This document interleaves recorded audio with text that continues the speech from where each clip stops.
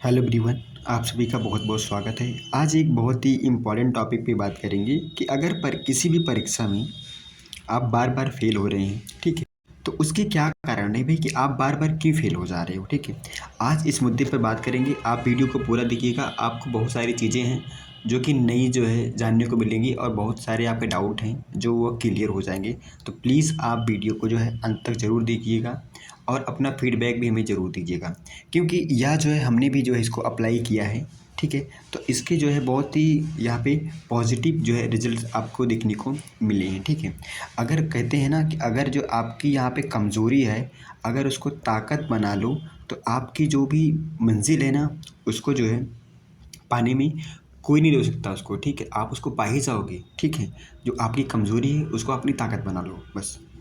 तो आइए जो है बहुत सारी चीज़ें हैं उसको देखते हैं कि क्या क्या रीज़न है कि आप जो है एग्ज़ाम में बार बार फेल हो रहे हो। इसे बात करते हैं।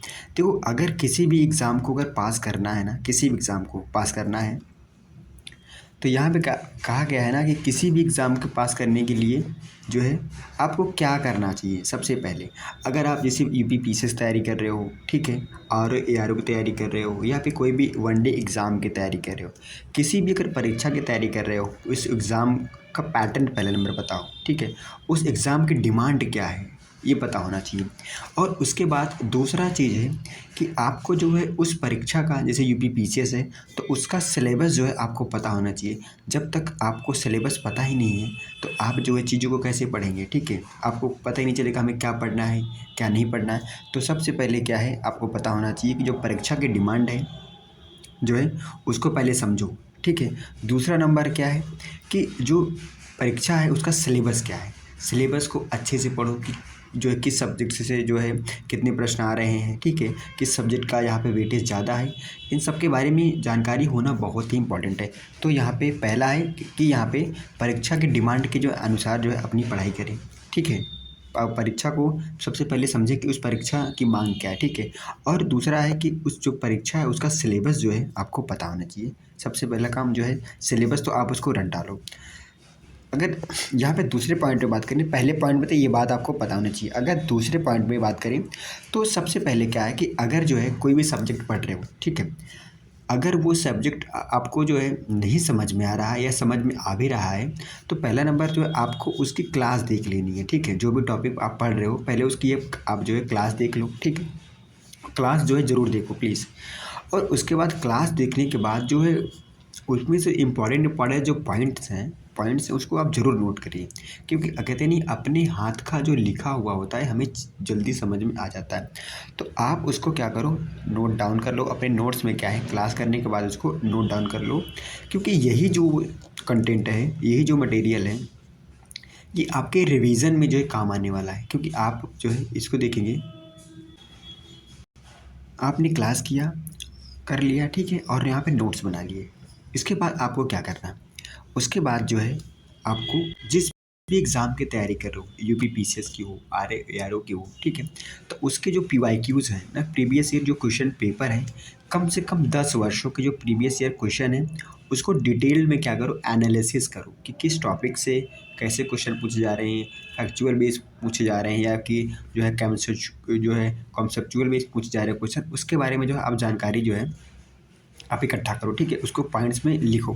देखो, ये जो है थीम बेस्ड पढ़ाई का मतलब ये होता है कि जैसे आप इन्वायरमेंट पढ़ रहे हो, ठीक है, इन्वायरमेंट में जैसे बायोडाइवर्सिटी पढ़ रहे हो, तो बायोडाइवर्सिटी में देखोगी कि यहाँ पे कंजर्वेशन से कितने सवाल पूछा जा रहा है। ठीक है, स्पीसीज से यहाँ यहाँ पे कितने सवाल पूछे जा रहे हैं, नेशनल पार्क से कितने सवाल पूछे जा रहे हैं। तो ये क्या होती है, थीम होती है। अब जैसे क्या है कि अभी से पूछा गया कि केबुल लामजाओ जो है नेशनल पार्क जो है भारत के किस राज्य में स्थित है, तो यह जो है नेशनल पार्क से रिलेटेड हो गया। उसके बाद आपसे पूछा गया कि किस जो है नेशनल पार्क में टाइगर रिजर्व स्थित है, तो यह क्या एक थीम बेस्ड स्टडी होगी कि यह जो है प्रश्न कहाँ से पूछा जा रहा है, यह जो है नेशनल पार्क से ही पूछा जा रहा है क्वेश्चन, लेकिन उसको घुमा के पूछा जा रहा है। तो यह होती है थीम बेस्ड जो है स्टडी।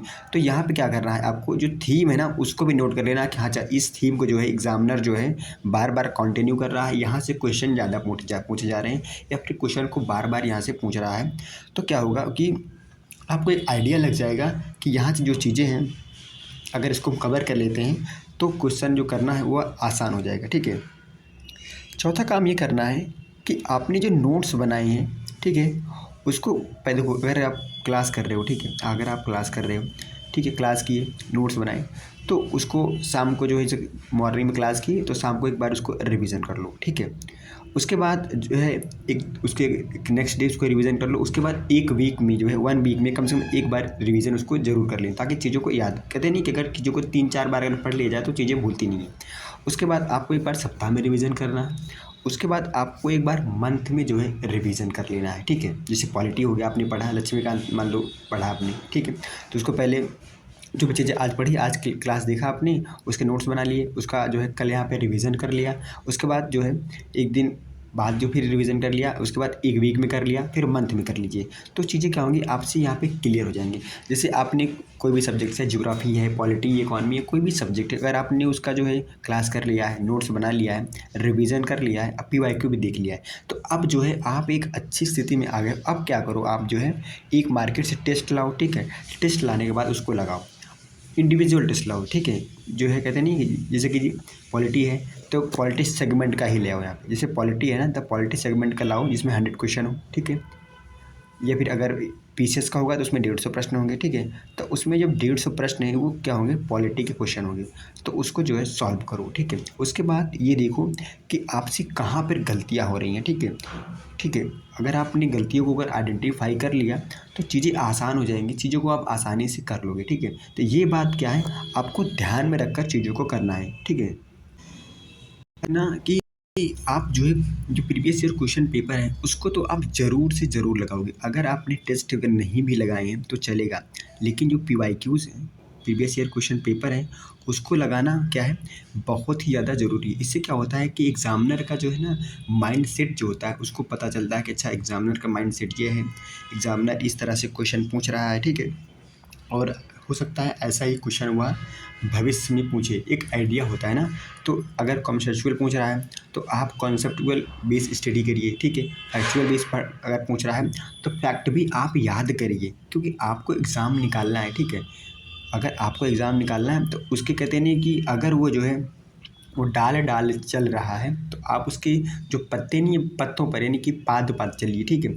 तो वो जो है पाद पाद चलिए, तो इसमें क्या है कि ये वाली सिचुएशन जिस दिन आपने ये चीज़ें कर लिया ना, उस दिन आपसे कोई भी एग्ज़ाम हो तैयारी कर रहे हो वो निकल जाएगा। वनडे का हो, UP PCS हो, RO का हो, लेखपाल हो, वीडियो, कोई भी एग्ज़ाम हो, उसकी यही डिमांड है कि आप सबसे पहले क्या करो, उस एग्ज़ाम के जो है पैटर्न के बारे में समझो कि उस एग्ज़ाम का पैटर्न क्या है, ठीक है।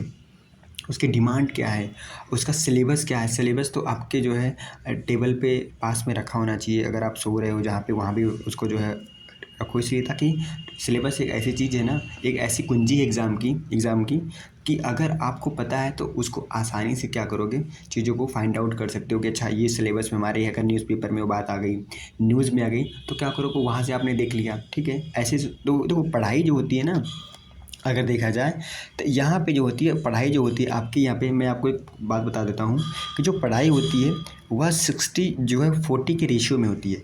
ये रेशियो क्या है, ये रेशियो ये है कि आपने जैसे कि जो पढ़ाई की है, जो पढ़ा हुआ है आपने, वह काम आता है एग्ज़ाम में कितना, आपका 60%। लेकिन जो आपका अनुभव है, जैसे आपने न्यूज़पेपर पढ़ लिया है, कहीं जा रहे हो कुछ चीज़ें देख ली, ठीक है।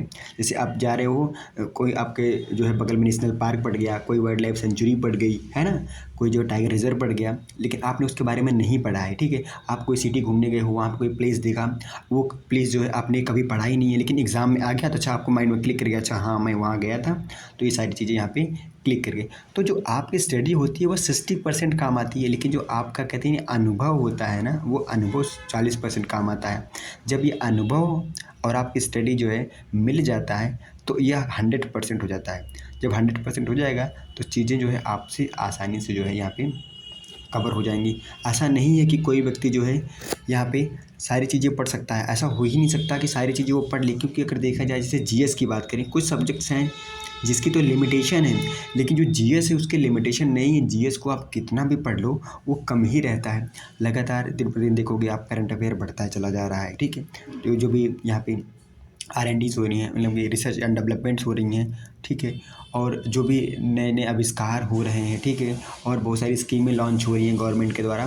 तो क्या है कि करंट अफेयर का देखोगे तो एक जो है यहाँ पे समंदर सा आपको देखने को मिलेगा कि इसका जो पानी है कम होने का नाम ही नहीं ले रहा है, ठीक है। लेकिन क्या है, उसमें से कुछ चीज़ें जैसे फ़िल्टर करके आप पढ़ोगे तो उसको कवर कर सकते हो, ठीक है। तो इसीलिए कहा जाता है कि थीम बेस्ड स्टडी, अगर थीम बेस्ड स्टडी करोगे तो आपको चीज़ें जो है फ़िल्टर जो है कहते हैं नहीं, फ़िल्टर क्यों करना है? फ़िल्टर इसलिए करना है कि हमें वही चीज़ें पढ़नी है जो हमारे एग्ज़ाम के पॉइंट ऑफ व्यू से इम्पॉर्टेंट है। इम्पॉर्टेंट कैसे पता चलेगा? आपका सिलेबस बताएगा कि ये इम्पॉर्टेंट है कि नहीं इम्पॉर्टेंट है। अब जैसे कि हम एक एग्ज़ाम्पल समझते हैं, जैसे आपने एनवायरनमेंट में जो है एक टॉपिक है बायोडायवर्सिटी, ठीक है। अगर जो बायोडायवर्सिटी यहाँ पे टॉपिक है, ये जो आपके सिलेबस में मेंशन है, ठीक है। अगर आपने देखा कि कोई जो है एनिमल है, कोई बर्ड है, ठीक है, कोई प्लांट है, कोई क्या है, वह जो है खतरे की स्थिति में है, ठीक है, इंडेंजर्ड है, ठीक है, डेंजर्ड है या फिर एक्सटिंक्ट होने वाला है, तो उसके बारे में क्या है कि अगर आप पढ़ोगे तो ये क्या आपका सिलेबस का पार्ट है, तो ये एग्ज़ाम में अगर आएगा तो उसको आसानी से आप वहाँ से चीज़ों को कवर कर लोगे, ठीक है। तो याद रखना, आपके पास सिलेबस तो आपको रटा ही होना चाहिए, ठीक है। अगर आपको पास सिलेबस रटा हुआ है तो वहाँ से चीज़ों को आप ऐड करके पढ़ लोगे। जैसे न्यूज़ में कोई कटिंग आ गई, ठीक है, तो वहाँ से भी चीज़ों को आप जो पढ़ लोगे कि नहीं यार ये तो जो है, जैसे जीएसटी है तो जीएसटी हमारे जो है सिलेबस का पार्ट है। अगर टैक्स से रिलेटेड कोई भी टॉपिक आता है तो नहीं, जीएसटी का पार्ट है, तो ये जो हमारे सिलेबस का टॉपिक है तो इसको हम पढ़ लेते हैं, ठीक है। जैसे कोई भी, जैसे कि यहाँ पे अर्थक्वेक आया अभी दिल्ली में, लेटेस्ट मतलब आया था रिसेंट में, तो उसके बारे में पढ़ लिया कि अर्थक्वेक क्यों आता है, क्या रीज़न है। पूछ सकता है कि अर्थक्वेक जो है भारत के किस किस रीजन में आ सकते हैं, है ना। तो ये सारी चीज़ें क्या होती हैं, अगर आपने सिलेबस अच्छे से पढ़ा हुआ है और यहाँ पे थीम बेस्ड स्टडी आपको करनी है, अगर थीम बेस्ड स्टडी करना आप समझ गए तो चीज़ें आपसे आसानी से हो जाएंगी, ठीक है। कोई भी एग्ज़ाम हो वह आसानी से निकल जाएगा। मेरा उद्देश्य सिर्फ इस वीडियो में यही बताना था कि जो है अगर आप किसी भी एग्ज़ाम की तैयारी कर रहे हो तो यह चीज़ें जो है आपको पता होनी चाहिए। अगर यह चीज़ें अगर मतलब कहते नहीं कि कोई भी चीज़ें होती हैं ना, उसको अगर सीक्वेंस से नहीं करोगे, जैसे कि आप न्यूज़पेपर उठाए, आपको किसी ने बोल दिया कि आपको न्यूज़पेपर पढ़ना है, ठीक है, और आप ऐसे न्यूज़पेपर, अब जैसे कि आपने एक नया एक न्यूज़पेपर है जो है अमर उजाला, आप अमर उजाला जो है पढ़ रहे हो, ठीक है, तो उसमें क्या होता है ना कि बहुत सारे अनरिलेवेंट जो है न्यूज़ होती हैं जो कि आपके काम की होती नहीं है। देखो कुछ भी नहीं पढ़ना है, कहते नहीं, आप जो है कि कोई भी बोल दिया बुक, ये उठा, ये बुक ले लो, वो बुक ले लो, आपने बहुत सारी बुक ले ली, और जो है मैं आपको बताऊँ, मेरे पास जो है ना, आप यकीन मत मानिए कि मेरे पास जो है कुछ सेलेक्टिव बुक ही, जैसे कि हमारे पास यहाँ पे मैं आपको किसी दिन दिखाऊंगा, जो है कि हिस्ट्री की हमारे पास 3 बुकें हैं। एक जो है रामचरण शर्मा की है जो कि एंशियंट हिस्ट्री की है, ठीक है, एक सतीश चंद्रा की है जो मेडिवल की है, और मॉडर्न हिस्ट्री के लिए जो है स्पेक्ट्रम की बुक है, और जो है मेरे बनाए हुए नोट्स हैं। इसके सिवा जो है मेरे पास हिस्ट्री का कोई कंटेंट नहीं है। अगर हम जो है इससे ज़्यादा अगर पढ़ेंगे, बुकों के पीछे भागेंगे तो भटकाव की स्थिति हो जाएगी, क्योंकि हमें जो है सेलेक्टिव चीज़ें ही पढ़नी है। ये बात ध्यान रखिएगा कि सेलेक्टिव चीज़ें ही पढ़नी है, तभी जो है चीज़ें आपका कल्याण हो पाएगा। अदरवाइज़ आप भटकते रहेंगे, ये वीडियो देखते रहेंगे, आपका कुछ होने वाला नहीं है, और एक समय के बाद आपको लगेगा कि हमसे चीज़ें नहीं हो रही हैं, और जो है आप क्या करोगे, फिर अपने आप को कोसोगे या फिर टीचर को कोसोगे, और फिर जो है आप जो है किसी लायक रह नहीं जाओगे। तो यकीन मानिए ये सारी चीज़ें करिए, आपको बहुत ही ज़्यादा बेनिफिट होने वाला है। इस वीडियो में मेरा मकसद था कि आपको चीज़ों को अच्छे से समझा दिया जाए, ठीक है। आप मुझे कमेंट करके ज़रूर बताइएगा वीडियो आपको कैसा लगा। वीडियो के लिए आपका बहुत बहुत धन्यवाद। Thank you so much.